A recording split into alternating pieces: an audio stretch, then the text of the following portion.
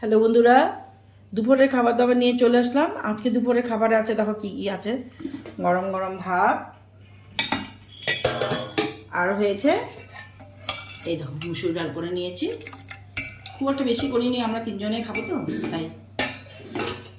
আর পাঁপড় সেঁকে নিয়েছি, আমরা দুজনেই খাবো, মেয়ে আর বৌমা। হাজব্যান্ড খাবার খাচ্ছে না, উনি খায় না। আর হচ্ছে ওয়াশ ডুমু ডুমু করে কেটে ভেজে নিয়েছি। খেতে তো ভালোই লাগে, মিষ্টি মিষ্টি লাগে।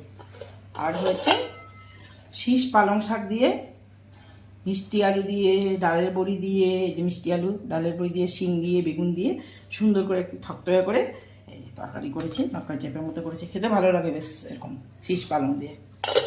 আর হচ্ছে ফুলকপি দিয়ে, আলু দিয়ে, রুই মাছ দিয়ে দেখো ঝোল করেছি। দেখো আজকে দুপুরে মেনুতে আছে আমার এইটুকুনি। বন্ধুরা, কেমন হয়েছে আমার রান্নাগুলো একটু বলবে। আবার পরে ভিডিওতে দেখা হতে থাকবে। Bye bye.